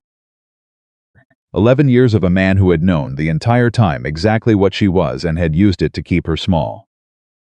Margaret, Nathaniel said. She turned around. She looked at him with the expression of a woman who has just watched the last supporting argument for her own worthlessness collapse in real time and is deciding what to build in its place. I want him to answer for this, she said. He will, Nathaniel said. Not just legally. She came back to the desk. She sat down. She folded her hands in front of her with the steady, purposeful quality of someone setting out to do something they have been preparing for without knowing it. I want the county to know what he is, the people who have been deferring to him for 30 years. The people who looked at me and saw his version of me. I want them to know who built that version. Webb cleared his throat diplomatically. The counterfiling will be a matter of public record, he said. I know, she said. File it publicly, everything. The forged document, the 1813 letter, all of it. Webb looked at Nathaniel. Nathaniel looked at Margaret. File it, he said to Webb. It took 3 weeks for the counterclaim to move through the county legal process, and in those 3 weeks, Hawthorne Ridge changed. Not the house itself, the house was the same, the fields were the same, the workers were the same, the kitchen was the same. What changed was the quality of the space between Margaret and Nathaniel, which had been shifting incrementally since the morning she found the library door open 3 inches, and which now, under the pressure of something real and shared and consequential, resolved into something unambiguous. They were a team, not in the way that a household arrangement produces a functional partnership. In the way that standing beside someone in a real fight, with real stakes shows you who they are in the plainest possible terms. Nathaniel deferred to her on every decision related to the counterfiling, because she understood Gerald Marsh in ways that 30 years of legal records couldn't capture. She knew which of his claims would hold up to scrutiny and which would collapse under the specific pressure of the 1,813 letter. She knew that he would try to reframe the narrative, would try to position himself as a concerned family member, attempting to protect a family debt, and she knew exactly what documents would dismantle that framing before it had time to take hold. She was right about all of it. Gerald Marsh sent a letter to Nathaniel directly bypassing Margaret, which he noted, without surprise in the second week of the counterfiling, offering to resolve the matter privately. He used the word family 3 times. He used the word understanding twice. He used the word Margaret once, in the context of hoping that cooler heads might prevail for her sake. Nathaniel read the letter to Margaret at the breakfast table. She listened. "No," she said when he finished. "No," he agreed. He set the letter aside. "Eggs?" She looked at him. "You're asking me about eggs. You haven't eaten yet. My uncle is attempting to extort your land using a forged document and emotional manipulation, and you're asking me about eggs." The eggs are happening regardless of Gerald Marsh. He poured her coffee. "The land matter is handled. Webb has it. Your uncle's reputation in this county is going to survive approximately 4 more weeks and then collapse completely. And there is nothing either of us needs to do about it between now and then except work and eat breakfast." He set the coffee pot down and looked at her. "So, eggs?" She stared at him. "Yes," she said. "Thank you." He nodded. He called for Dottie. And Margaret sat at the breakfast table of Hawthorne Ridge, with her coffee and her completely unreasonable husband, and felt with a totality that was almost overwhelming that she was exactly where she was supposed to be. The feeling terrified her.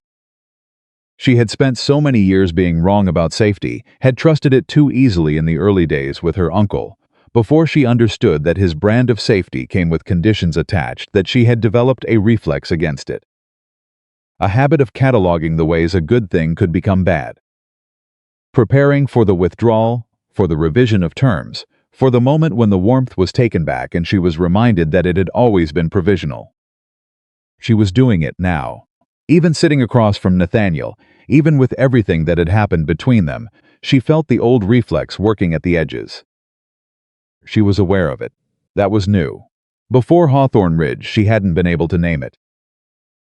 It had just been how she moved through the world, braced, contained, careful. Now she could see it from the outside enough to know what it was, and knowing what it was made it slightly, incrementally less powerful. She was thinking about this, about the architecture of self-protection, and whether it was possible to dismantle it, piece by piece, without losing the ability to protect yourself at all, when Dottie came in from the kitchen, with an expression that meant something had happened. "There's a woman at the door," Dottie said. "Says she needs to speak with Mrs. Whitmore," Nathaniel said. "Says her name is Abigail Fuller." Dottie hesitated, which was unusual for Dottie, who hesitated about very little. "She looks like she's been walking a while." She's in another pause. She came alone. Margaret and Nathaniel looked at each other. "Bring her in," Margaret said.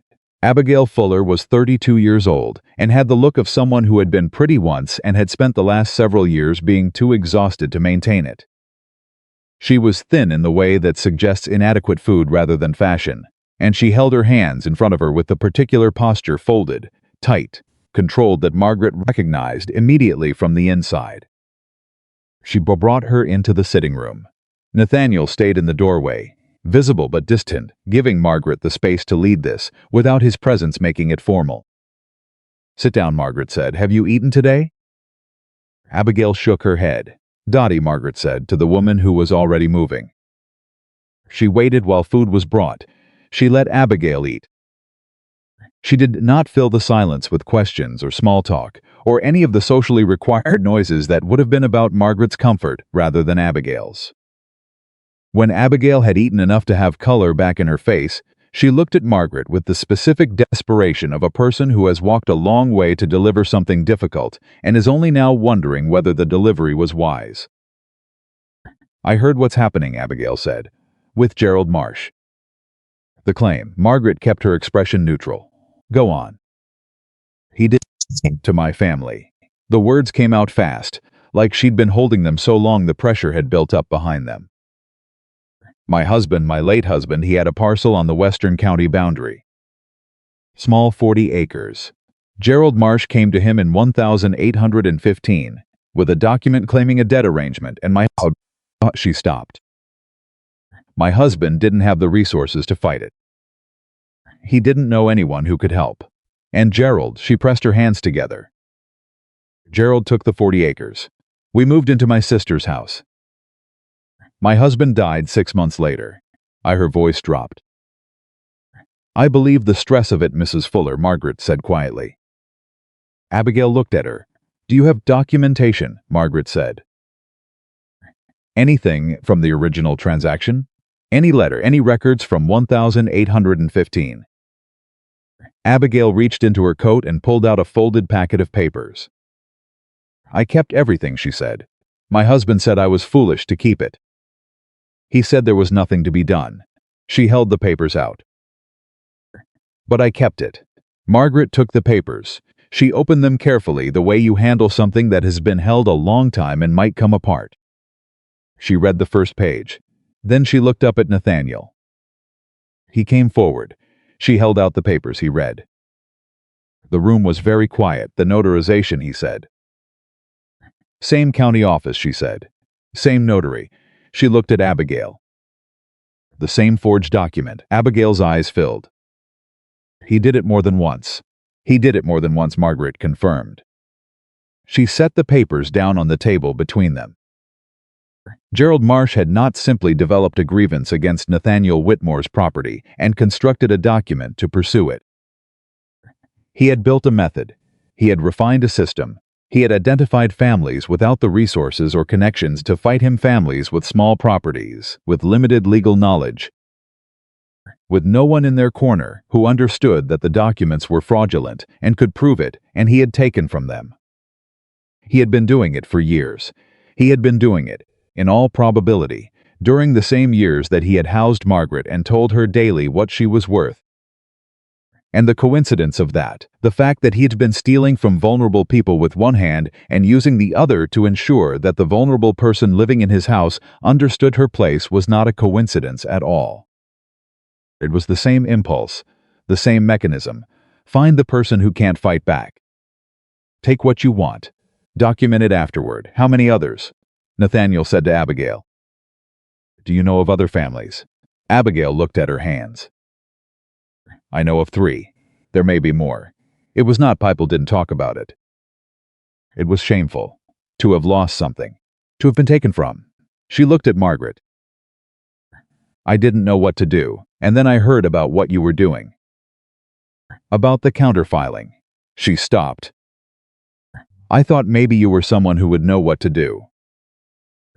Margaret looked at her. She looked at this woman who had walked alone to a stranger's door carrying 11 years of a wrong she had never been able to right, who had held on to her documentation against all advice and all probability, who had kept the papers not because she believed they would ever be useful, but because throwing them away would have meant accepting that what happened was final. She recognized her. Not her story exactly, but the shape of it. I know what to do, Margaret said. She looked at Nathaniel. Webb, he said. Webb, she agreed. And we need the others, all of them. Every family he did this to. Because what he did to me, she stopped. Corrected herself. Not what he did to me, that wasn't the right frame. What he did, it only works because each person believes they're alone. The moment they're not alone, the whole structure collapses. I can find them, Abigail said. Her voice was different now. Not the exhausted desperation of a woman who had walked a long way to make a difficult delivery. Something with more spine in it. I know where to start. Then start, Margaret said.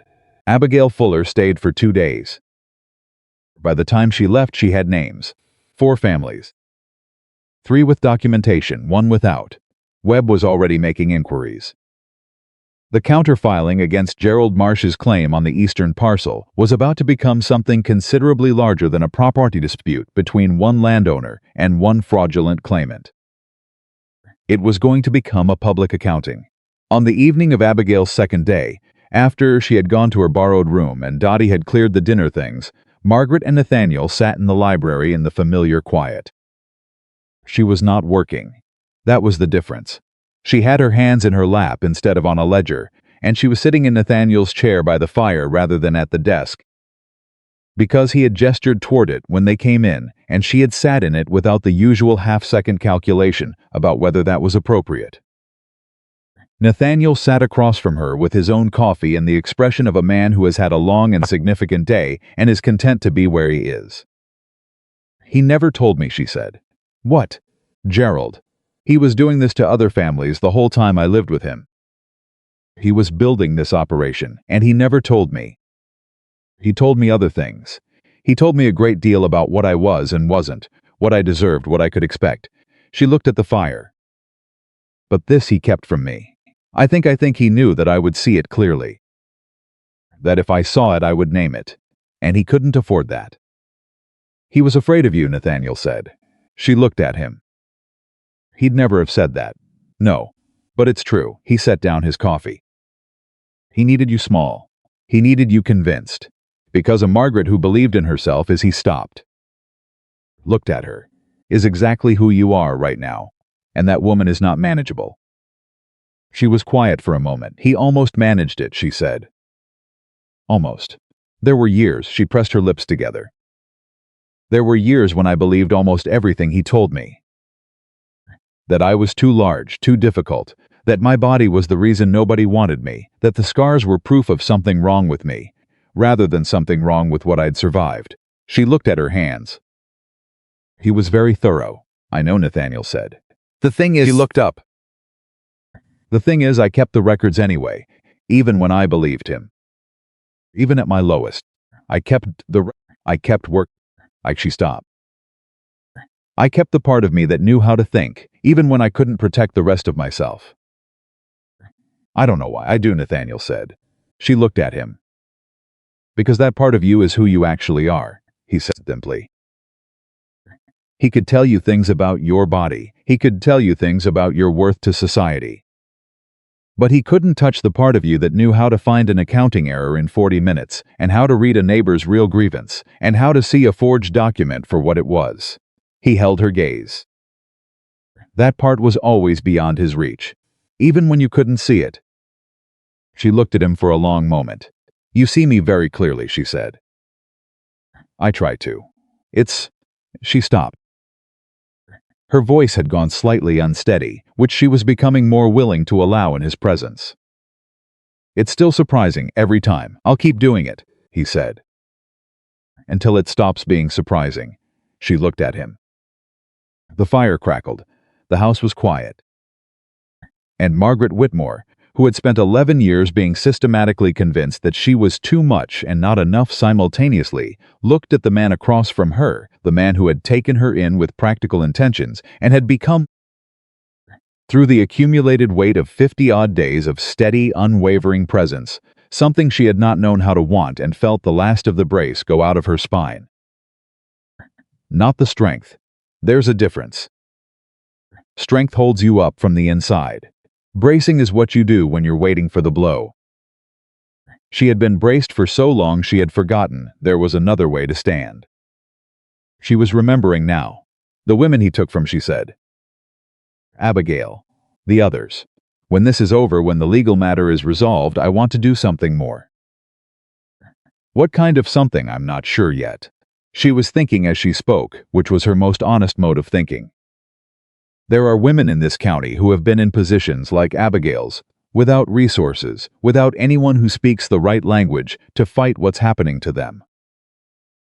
They're not exceptional. They're ordinary women in difficult circumstances, which is most women if you pay attention. She paused. Someone should pay attention. Nathaniel looked at her. "What are you thinking?" he said. She met his eyes. "I'm thinking that I am a woman who understands records and legal language and the way power operates, and I am married to a man who has standing in this county, and between those two things—" She stopped. "Between those two things," he said slowly, "we could do something." "We could do something," she agreed. He picked up his coffee. He was quiet for a moment in the way that was not evasion but thought. "Tell me what you need," he said. "Not I'll handle it. Not I'll speak to the right people. Not let me take care of it. Tell me what you need." She looked at him. She thought about the morning she had arrived at Hawthorne Ridge in her mother's let-out wedding dress with her cuffs buttoned to her wrists and the old education playing behind her eyes. Too much, always too much, and she thought about who she had been on that morning and who she was sitting in this chair in this library on this night. And the distance between those two women was not a distance she had traveled alone. "I need a proper one, with a desk and good light, where women can come and sit across from someone who will look at their documents without judging their circumstances." Nathaniel nodded. "The East Room on the ground floor," he said. "It has the best morning light. I'll have it cleared by Monday." She looked at him. He looked back. Something had settled between them that was not discussed and did not need to be. Something that had been building since the morning she walked 3 inches into a library and found the silence there unexpectedly habitable. She was not too much. She had never been too much. She had simply been too much for people who were afraid of her.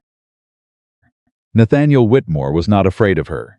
She understood it now, fully, without the defensive half-measures she'd been using to keep the understanding at bay. In love with her. And she was in love with him. She was not going to say that tonight. Neither was he. They didn't need to. It was already in the room. Had been for a while. She finished her coffee. She stood. "Good night, Nathaniel," she said. He looked up at her from his chair. "Good night, Margaret," he said. She walked to the door. She stopped. She turned back. "Nathaniel." "Yes," she looked at him. The fire. The books. The room that had been the first place in 11 years she had sat in silence without waiting for the silence to become a weapon. "Thank you," she said. He held her gaze. "It's your house," he said. She went upstairs. And behind her, in the library of Hawthorne Ridge, Nathaniel Whitmore sat alone with his coffee and the dying fire and the absolute, bone-deep certainty of a man who has found the exact right person and has enough sense not to rush what is already exactly where it needs to be. He would give her the room. He would give her all the time she needed. He would be here when she was ready. He had nowhere else in the world he would rather be. The East Room was cleared by Sunday. Nathaniel had said Monday, but when Margaret came downstairs Sunday morning, she found 2 of the estate workers already moving furniture. And when she looked at Nathaniel, across the breakfast table, he said nothing, and returned to his correspondence with the expression of a man who has made a decision and considers it adequately communicated by the evidence. She did not thank him again. She simply went to the room and began organizing it. She had the desk positioned to face the door, so that whoever sat across from her could see the entrance clearly, could know, at any moment, that leaving was available to them. She had learned through 11 years of involuntary education that this mattered.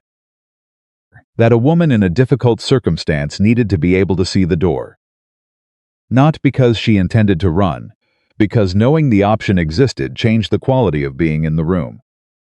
She placed 2 chairs across from each other, equal height. No hierarchy. She put paper and ink on the desk, a small pitcher of water. 2 cups. She stood in the finished room for a moment, looking at what she had made. It was a room where a woman could come and be heard without being evaluated first. Without being measured against the shape of what she was supposed to look like, or the story she was supposed to have. A room where someone would look at her documents and believe her and help her figure out what to do next. Margaret had needed this room for 11 years. She had not been able to walk into it until now. She walked in. She sat down at the desk. She picked up a pen. She began writing. The first woman came 3 days later. Word traveled in the way that word travels in a county, where women talk to each other across fences and in markets and in the back pews of churches, through a network that the men who considered themselves the authorities of social information had always systematically underestimated. Abigail Fuller had gone home and told her sister, and her sister had told two women. And one of those women had known a third who had heard about the counterfiling against Gerald Marsh and had a situation of her own that she had been carrying alone for 2 years. Her name was Clara Weston. She was 51 years old, wide-hipped and sharp-eyed, and she walked into the East Room with the expression of a woman who expects to be disappointed and has developed a sturdy relationship with that expectation. She sat down across from Margaret. She looked at her. "You're the one fighting Gerald Marsh," she said. "Yes," Margaret said. "They say you've got documentation. We have documentation. And you won't be bought off." "No," Margaret said. "We won't." Clara Weston looked at her for a long moment with the assessing, cautious gaze of a person who has been let down enough times to treat hope as a liability. Then she reached into her bag and put a folded packet of papers on the desk. "My late husband's property," she said. 60 acres on the northern boundary. Lost it in 1816. Same kind of document, same notary mark. She pressed her lips together. "I've been told twice by 2 different men of law that there was nothing to be done. That the document was valid and the claim was legitimate, and I should accept it and move on." "The document is not valid," Margaret said, "and the claim is not legitimate." Clara Weston looked at her. "You sound very certain." "I am very certain," Margaret said, "because I know exactly how those documents were made and by whom and why, and I have evidence that will prove it in front of a county judge." She opened the papers. "Now tell me everything you remember about when Gerald Marsh first contacted your husband. Start at the beginning. Leave nothing out." Clara Weston talked for 2 hours. Margaret wrote everything down. By the end of the week there were 6 women. By the end of the month, 9. Abigail had found them the way she'd said she would, quietly, persistently, through the county's invisible network of women who had been wronged and had not yet found anyone willing to do anything about it. Each one came in with the same cautious, braced expression Clara Weston had worn. Each one left different, not fixed nothing. This complicated was fixed in an afternoon, but different in the specific way that a person becomes different when they discover that what happened to them also happened to others. And that there is a word for what was done to them, and that word is not your fault. Webb was working with all 9 cases simultaneously. He had found in the process of reviewing Abigail Fuller's documentation that Gerald Marsh had been operating with a specific and deliberate method identifying families without legal connections. Presenting fraudulent documents when the primary landholder was recently bereaved or financially stressed, timing his approaches for moments of maximum vulnerability. It was not opportunistic fraud, it was systematic. The county judge, hearing the initial counterfiling on the Whitmore parcel, received the expanded case with the expression of a man who is confronted with something considerably larger than the case he was asked to adjudicate and has to decide whether to be overwhelmed or energized by the scope of it. He chose, to his credit, energized. The hearing was set for the 2nd week of October. Margaret did not sleep the night before. She lay in the dark and thought about every possible outcome. About what would happen if the documentation was not enough. About what Gerald would say. About the shape of his particular skill set, the reasonable voice, the warm manner, the practiced ability to make the person across from him feel that their resistance was the unreasonable element in any dispute.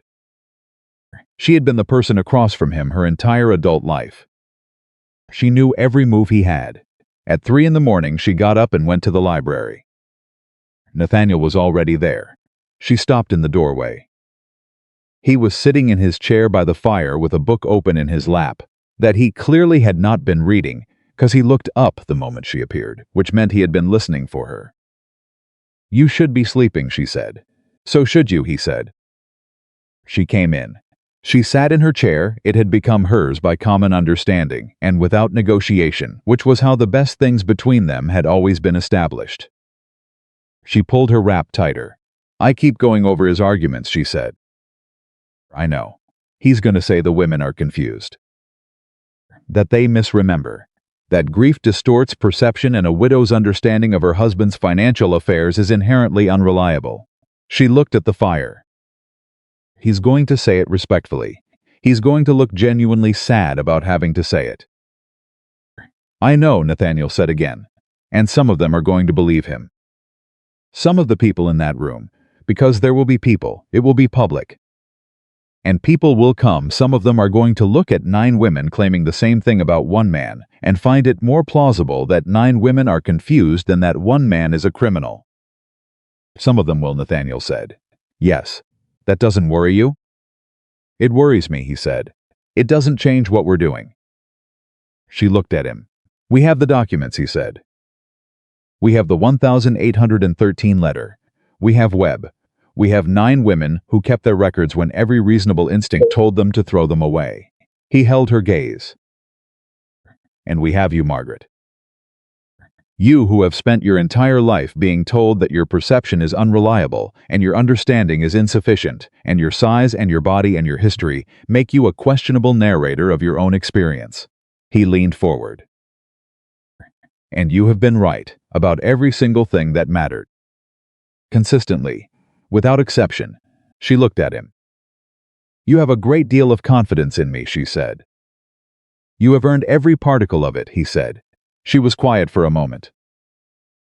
I'm frightened, she said, not as a confession, as a fact. As the kind of thing you say to a person you have decided to stop performing composure for. I know, he said, I haven't been frightened in a long time. I thought what I felt before was fear. But it wasn't. It was just the constant low hum of being braced for something. That's different. She looked at her hands. This is actually frightening. Because this matters. Because I care what happens. That's not a weakness, Nathaniel said. I know that, she said. I'm relearning it, but I know it. The fire shifted. Come here, she looked at him. He held out his hand. She looked at the hand, the familiar hand, calloused and warm, that had covered hers on a stormy night while she had finally stopped apologizing for her own survival. She got up. She crossed the room. She sat on the edge of the ottoman beside his chair, which put them at the same height, shoulder to shoulder, and he put his arm around her, and she leaned into him with the careful, slightly unpracticed quality of someone who has not had anyone to lean on in a very long time, and is still learning that the leaning won't be used against her. Whatever happens tomorrow, he said, you have already done something that cannot be undone. What? You built the room, he said.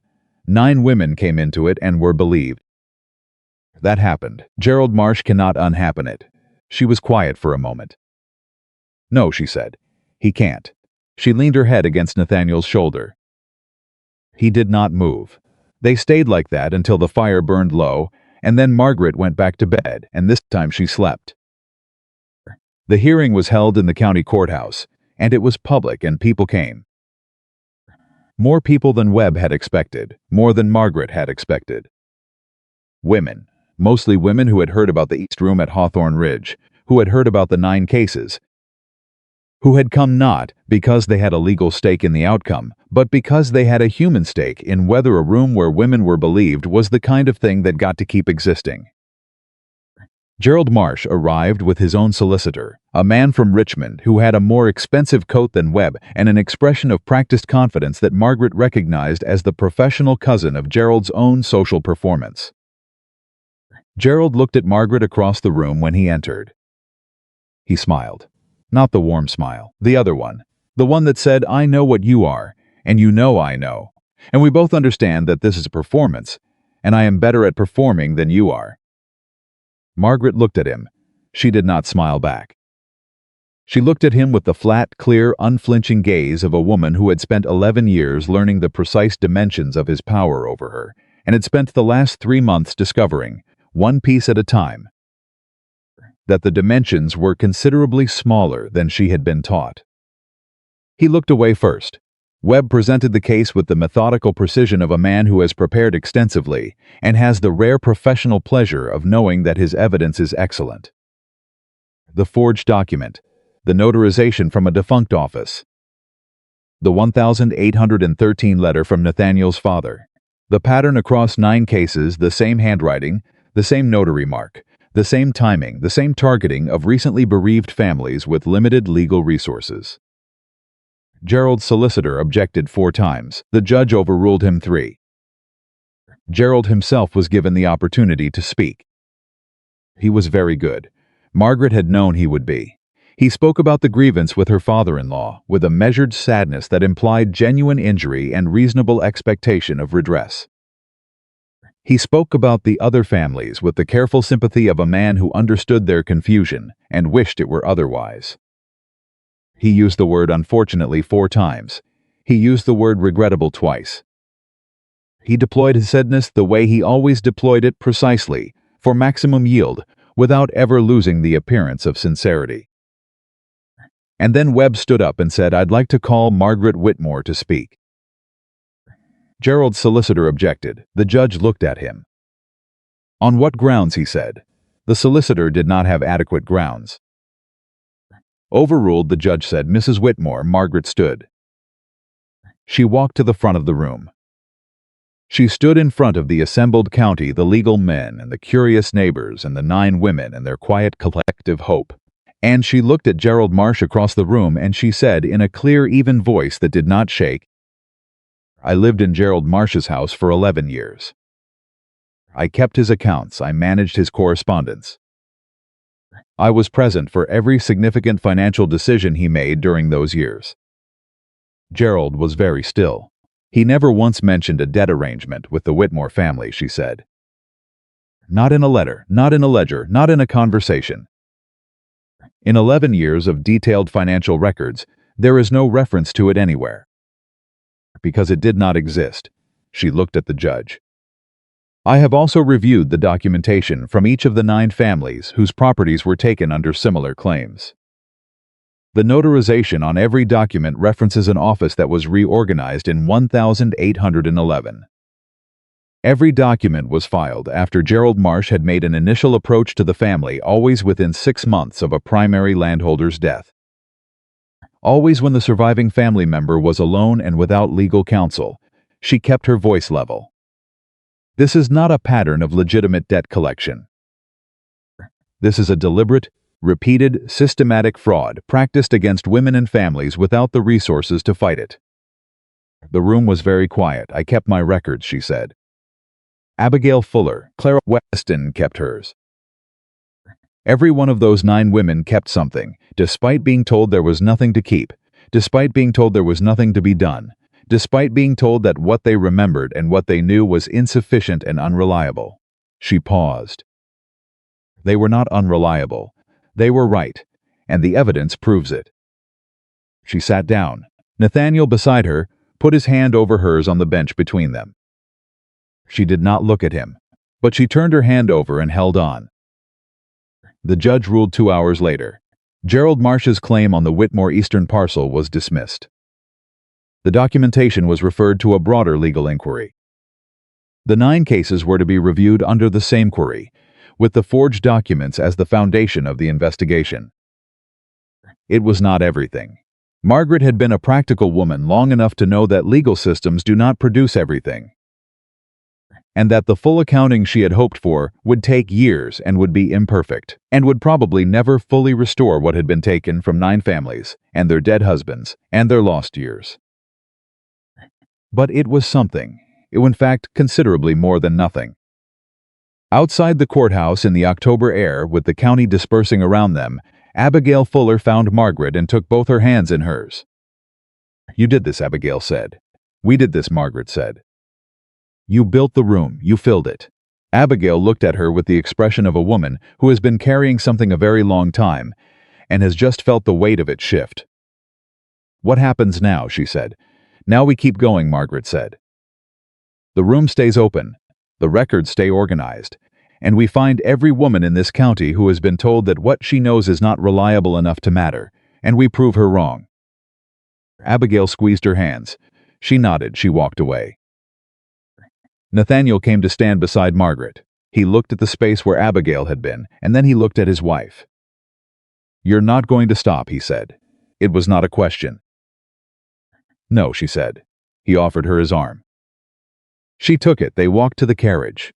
The weeks after the hearing moved differently than the weeks before it. Less pressure. Not less work. The room kept filling. The records kept growing. Webb kept sending correspondence that required her attention and her particular ability to see through document language to the real thing beneath it. But the quality of the work had changed. Before, she had been building something under duress, with Gerald's shadow over it, with the constant awareness that the ground beneath her might shift. Now the ground was solid. She knew what it could hold. She knew what she could hold. One evening in November, she came into the library to find Nathaniel there with a second letter from Gerald Marsh. This one had no pleasantries, no careful deployment of family. It was brief and cold, and it told them, in the language of a man who has lost something and wants the losing witnessed, that he considered the proceedings unjust and the outcome the result of a campaign of slander orchestrated by a woman of questionable character, and his nephew by marriage had been manipulated by a wife with personal grievances and a talent for performance. She read it standing at the desk. She set it down. She looked at Nathaniel. "He's frightened," she said. "Yes," Nathaniel said. "He's never been frightened before. He's always been the one making other people frightened." "I know. It doesn't make me feel the way I thought it would," she said. "What does it make you feel?" She thought about it honestly. The way she was learning to think about things without the defensive pre-processing, without running the feeling through the filter of what she was supposed to feel. "Tired," she said, and finished. "Like something that needed to be over is over." She looked at the letter. "He can write all the letters he wants. He doesn't have anything I need anymore." She picked up the letter. She walked to the fire. She held it in the flame and watched it go, the same way she had watched the first one go, back at the beginning of all this. "Margaret," Nathaniel said from across the room. She turned. He was looking at her with the expression she had come to know as his most honest one, the one that appeared when he had stopped managing what he felt and was simply feeling it. "Come here," he said. She crossed the room. She stood in front of him. He looked at her for a moment, at her face, at the woman she was, at all the distance between who she had been the morning of their wedding and who she was standing in this library in November, with ash from her uncle's letter still on her fingertips. "I need to say something to you," he said. "All right," she said. "I need you to let me say it without deflecting." She looked at him. "I'll try." He reached out and took both her hands in his. The familiar warmth of them, the calluses, the certainty. "I am in love with you," he said, plainly, without performance. Without the elaborate architecture of feeling that some men build around a declaration to protect themselves from its vulnerability. Just the words, simple and direct and entirely his. "I have been for some time. I don't need you to respond to that right now if you're not ready. I needed you to know it, without any ambiguity." She looked at him. She looked at this man who had given her a room in his house and then a room in his life, and had stood beside her through 9 women and 1 fraudulent uncle and 1 county hearing and 1 storm in which she had finally shown someone the map of everything she had survived and had not been left. She had not been left. "I'm ready," she said. He looked at her. "I love you," she said. I've been building toward being able to say that for months. I kept stopping myself because I was afraid that wanting something that much was the same as losing it. That if I let myself have it fully, it would be taken." She held his gaze. "But I understand something now that I didn't understand before." "What?" he said. "That it's already real," she said. "Whether I say it or not, whether I protect myself from it or not, it's already here. It already happened." She pressed his hands. "And I am done treating real things like they need to be hidden to be kept safe." Nathaniel looked at her for a long moment. Then he pulled her forward and held her, and she let herself be held completely, without the half measures she had been using all her life to accept comfort without becoming dependent on it. Without the careful calibration of how much of herself to give, and she stood in the library of Hawthorne Ridge with her arms around her husband and her face against his shoulder, and let herself be entirely, unreservedly present in something good. She cried. Not the managed tears of a woman who has allowed herself a carefully measured emotional release. The other kind.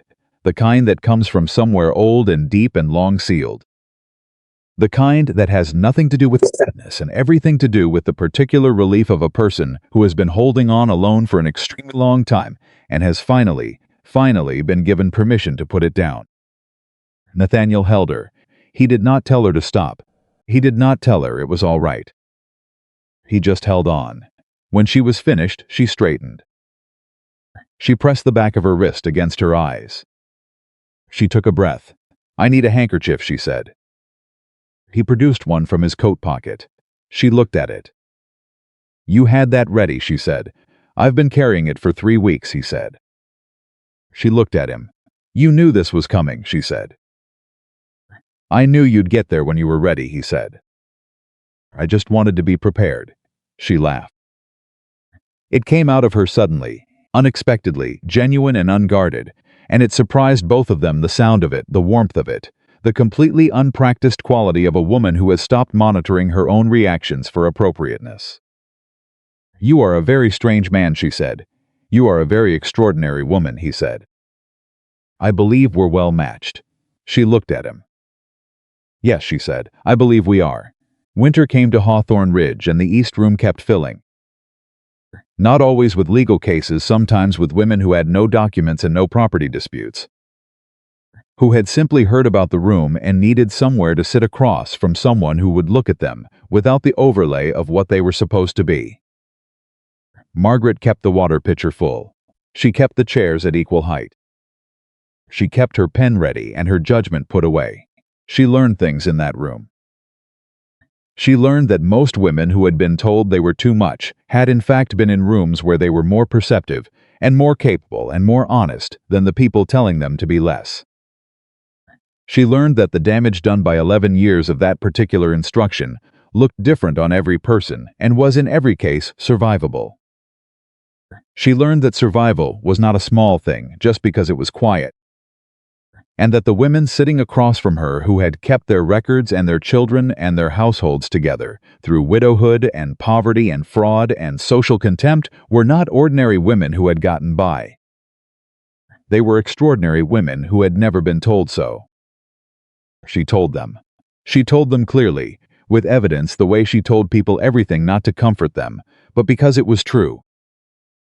One afternoon in January, Clara Weston came back. Not with new documents. Not with a new problem. She came in, sat down, and looked at Margaret across the desk with the expression of a woman who has made a decision. "I want to help," she said, "with what you're doing here.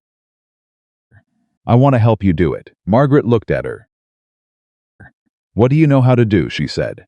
"I can read and I can write and I can calculate sums, and I can look at a person who is frightened and tell him the truth without flinching," Clara said. "I have been doing all 4 of those things my whole life. I've just never done them anywhere that mattered." This Margaret said. "I know," Clara said. "That's why I'm here." Margaret thought about the East Room. About whether it could hold 2 desks. "Monday," she said. "Come on Monday morning. I'll have a desk brought in." Clara nodded. She stood. She shook Margaret's hand with the firm, unambiguous grip of a woman making a commitment. She walked out. Margaret watched her go. She sat alone in the room for a moment, with the winter light coming through the window, and the sound of the estate working around her, the kitchen, the fields. The particular rhythm of a household that has found its proper shape and is running accordingly. And she thought about the morning of her wedding, 147 days ago. She had stood in a small dressing room and told herself to keep the sleeves down, keep smiling, don't let anyone get close enough to see. She had walked into a church in her mother's dress and stood beside a stranger and repeated words she could not feel. She had arrived at Hawthorne Ridge with everything she was tucked so far inside herself that sometimes she had wondered whether she would ever find it again. She looked at her hands on the desk. She was not wearing the long sleeves today. She had started in the last few weeks wearing shorter ones in the house. Not outside yet, that was still coming. One thing at a time, at a pace that was hers to determine and no one else's. But in the East Room, in the library, at the breakfast table with Nathaniel across from her, she had stopped covering herself with quite the same totality. The scars were there. They had always been there. They were not the worst thing about her. They had never been the worst thing about her. The worst thing that had ever happened to her was not the damage itself, but the years of being made to believe that the damage defined her. It didn't. It was simply part of her story. A part that began with loss and passed through something she had survived and arrived here, in this room on this winter morning, with 2 chairs at equal height and a water pitcher and a door that she always left open because she wanted every woman who came in to be able to see it. She heard footsteps in the hall. Nathaniel stopped in the doorway. He looked at her. She looked at him. "Clara Weston is joining us," she said. "Starting Monday," he nodded. "I'll have the second desk moved this week." "Thank you." He stayed in the doorway for a moment. "How are you?" he said. Not how is the case or how is the room or how is the work. How are you?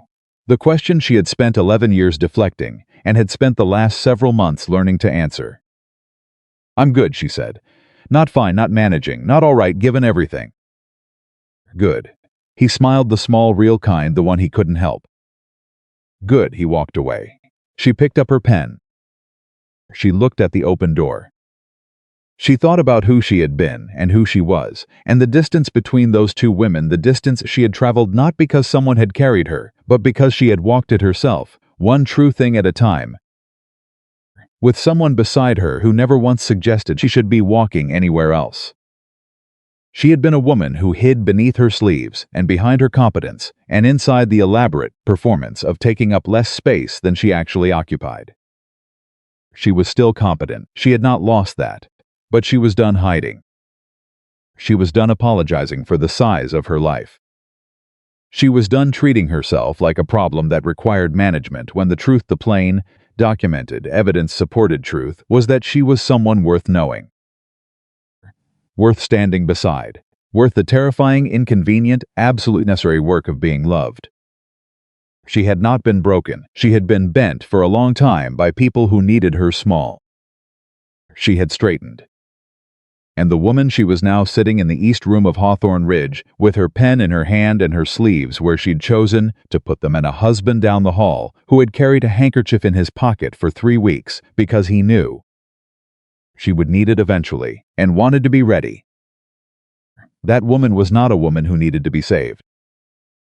She was a woman who had always known how to save herself. She had simply needed someone to stand in the doorway long enough for her to remember it. She began to write.